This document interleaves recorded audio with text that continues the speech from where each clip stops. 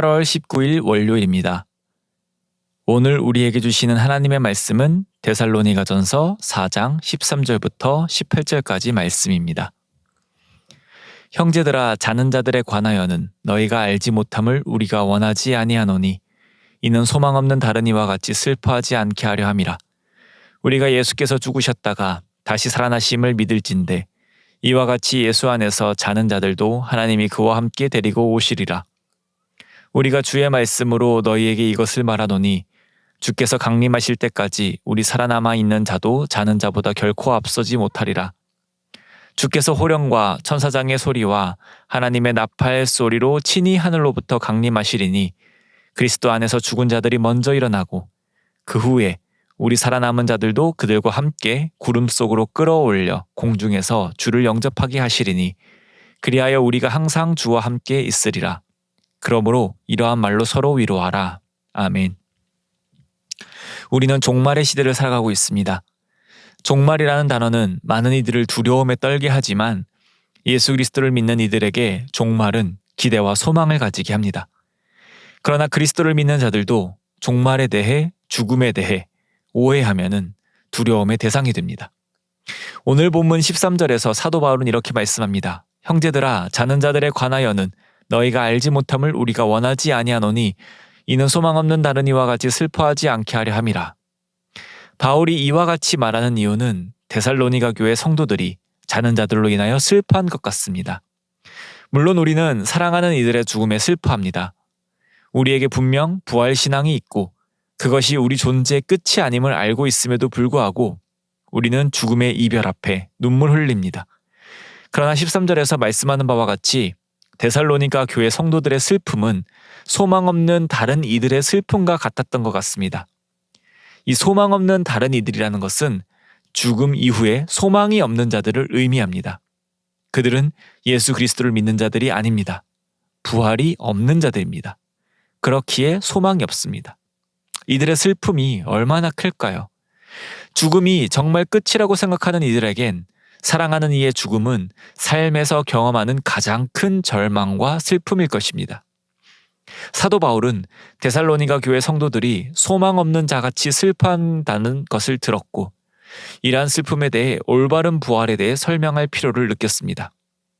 사도 바울은 오늘 본문에서 죽은 자들의 부활에 관하여 설명합니다. 14절 말씀입니다. 우리가 예수께서 죽으셨다가 다시 살아나심을 믿을진대 이와 같이 예수 안에서 자는 자들도 하나님이 그와 함께 데리고 오시리라. 데살로니가 교회 성도들은 데살로니가 전서의 내용에서 알 수 있듯이 분명 예수 그리스도를 믿는 자들입니다. 또한 모범이 될 만한 모습도 많이 보였습니다. 우리가 믿는 바 예수께서 십자가에서 우리의 죄를 대신하여 죽으신 것, 또한 죽으신 주님이 다시 살아나신 것, 죽으시고 부활하신 주님을 믿으면 우리의 신앙 고백처럼 몸이 다시 살 것, 주 안에서 영원히 사는 것, 우리가 너무 잘 알고 있는 이 사실을 데살로니가 교회 성도들 또한 당연히 알고 믿었을 것입니다. 이것이 복음의 핵심이기 때문입니다. 바울은 가장 핵심적인 내용을 이야기하면서 15절에 추가로 너희에게 이것을 말하노니 라고 이어갑니다. 우리가 주의 말씀으로 너희에게 이것을 말하노니 주께서 강림하실 때까지 우리 살아남아 있는 자도 자는 자보다 결코 앞서지 못하리라. 사도 바울이 굳이 이 말을 하는 이유는 데살로니가 교회 성도의 슬픔이 바로 이것이었던 것 같습니다. 오늘 본문 앞에서 살펴보았던 것처럼 데살로니가 교회의 성도들은 예수님께서 오실 것을 믿었습니다. 그리고 그것이 곧 오실 것이라고 생각했습니다. 그들은 예수님이 다시 오실 때 살아서 예수님을 영접해야 그 기쁨이 더 클 것으로 생각했습니다. 그러니 죽음은 안타까운 것입니다.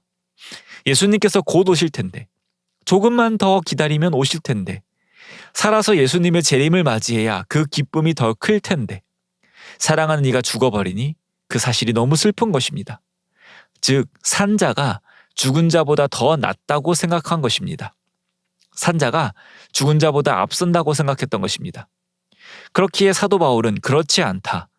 주께서 강림하실 때까지 우리 살아남아 있는 자도 자는 자보다 결코 앞서지 못할 것이라고 말하는 것입니다. 이러한 내용을 16절, 17절에서도 말씀합니다. 예수님께서 사도들이 보는 가운데서 하늘로 올라가셨던 것처럼 친히 하늘로부터 강림하시리니 그리스도 안에서 죽은 자들이 먼저 일어나고 그 후에 우리 살아남은 자들도 그들과 함께 구름 속으로 끌어올려 공중에서 주를 영접하게 하시리니. 데살로니가 교회 성도들은 예수님께서 다시 오실 때 산자가 죽은 자보다 낫다라고 생각했지만 바울은 예수님께서 다시 오실 때 죽은 자가 먼저 일어날 것이라고 말합니다. 죽은 자가 먼저 일어나 예수님을 영접하고 17절 그 후에 살아남은 자가 예수님을 영접할 것이라고 말합니다. 바울은 15절에서 살아남아 있는 자도 자는 자보다 결코 앞서지 못할 것이다 라고 말하고 16절에서 죽은 자들이 먼저 일어나고 라 이야기하면서 죽은 자를 앞세우고 있는 것을 볼 수 있습니다. 이것은 죽은 자가 산 자보다 더 낫다라는 것을 이야기하는 것이 아닙니다. 어디까지나 데살로니가 교회 성도들의 생각이 잘못되었음을 말해주고 있는 것입니다. 누가 높냐, 누가 낮냐의 문제가 아닌 예수님께서 다시 오실 때 17절에서와 같이 우리가 항상 주와 함께 있으리라. 그리스도를 믿음으로 주 안에 있는 모든 자들이 부활의 기쁨에 동일하게 참여할 것이라는 겁니다. 예수님을 믿다가 죽는 것은 소망 없이 죽은 것이 아닙니다. 그들은 분명 예수님께서 다시 오실 때 일어나게 될 것입니다. 예수님이 다시 오실 때 살아있던 자들은 살아있는 육신을 가지고 예수님을 영접하는 놀라운 경험을 하게 될 것입니다. 그러나 그것이 결코 죽은 자들보다 앞서는 것도 아니고 더 복받은 것도 아닙니다. 죽은 자나 살아있는 자나 모두가 주 안에서 주님의 재림 앞에 기뻐 찬양할 것입니다. 이 사실이 왜 중요할까요? 4장 18절 말씀, 그러므로 이러한 말로 서로 위로하라. 이 사실이 위로가 되기 때문입니다. 사랑하는 이를 잃었을 때 그 무엇이 위로가 될 수 있을까요? 부활이 없다면 세상 그 어떤 것도 위로가 될 수 없습니다. 그러나 부활은 사실이며 예수님의 재림도 사실이기에 주 안에 있는 자들에겐 죽음은 결코 끝이 아닙니다. 살아있는 자들에게도 영원한 이별이 아닙니다. 그러므로 죽었으나 또 사랑하는 이를 떠나보냈으나 주 안에서 위로받으며 소망을 가질 수 있는 우리는 바로 하나님의 복받은 백성 또 자녀입니다. 사랑하는 성도님, 1세기를 살아갔던 데살로니가 교회 성도들이나 2024년을 살아가고 있는 우리들이나 종말의 시대를 살아가고 있습니다. 예수 그리스도께서 다시 오실 날을 기대하며 소망하며 살아가고 있습니다. 코로나가 세상을 휩쓸고 경제가 망가지고 지구온난화로 심상치 않은 날씨가 지속되고 세상에서 이제 정말 종말이다 라고 이야기하면서 모두가 불안에 떱니다. 또한 죽음 앞에서 사랑하는 이를 잃고 슬퍼하며 나에게도 닥칠 죽음을 두려워합니다. 소망이 없는 것 같지만 하나님은 우리에게 소망을 주셨습니다. 소망을 바랄 수 없지만 하나님께서는 은혜로 소망을 바라보게 하셨습니다. 하나님의 아들 예수 그리스도를 통해 소망을 주셨고 소망을 보게 하셨습니다. 사랑하는 성도님, 우리가 알고 믿고 있는 복음을 온전히 알길 원합니다. 그 안에 부활이 있고 그 안에 생명이 있음을 분명히 우리가 믿길 원합니다. 우리가 그 사실을 제대로 알고 믿는다면 소망이 없는 우리의 삶에 소망을 볼 수 있습니다. 그 소망으로 인해서 우리가 삶을 대하는 자세 또한 달라질 것입니다. 종말의 시대를 살아가고 있기에 예수님께서 다시 오시는 그날을 기대하며 살아가길 원합니다. 살아있는 성도나 자고 있던 모든 성도가 하나 되어 주님을 볼 것을 기대하며 오늘도 각자의 삶에서 하나님이 기뻐하시는 일상의 삶을 살아가기를 원합니다. 그리하여 소망을 소유한 자로서 하나님께 영광 올려드리며 오늘 하루도 기쁨으로 살아가시는 귀한 성도님 되시기를 주님의 이름으로 소망합니다. 기도드리겠습니다. 하나님 아버지 감사합니다. 죽을 수밖에 없는 우리에게 예수 그리스도의 복음을 믿게 하시고 이제 부활 소망을 가지고서 살아가게 하시니 감사드립니다. 우리에게 부활 소망이 있기 때문에 어떠한 어려움 속에서도 소망을 가지며 다시 오실 주님을 바라며 살아갑니다. 주님, 오늘 하루도 소망을 가진 자답게 살아가게 하여 주시옵소서. 세상이 종말을 맞이하는 방식과 완전히 다른 하나님의 백성답게 살아가게 하시고 세상의 종말에 두려워하며 떨며 살아가는 것이 아닌 세상에 오히려 가장 기쁜 복음을 증거하며 살아가는 우리 되게 하여 주시옵소서. 오늘도 소망을 가진 자로서 살아갈 때에 주님 영광 받아 주실 줄 믿사오며 이 모든 말씀 우리를 구원하신 예수 그리스도의 이름으로 기도드립니다.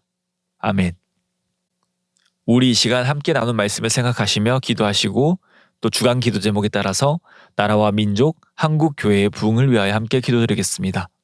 우리 나라와 민족을 위하여 한국교회 지도자들과 부산과 한국교회의 부흥을 위하여 또 말씀과 기도로 승리하는 한 주가 되도록 기도해 주시기 바랍니다.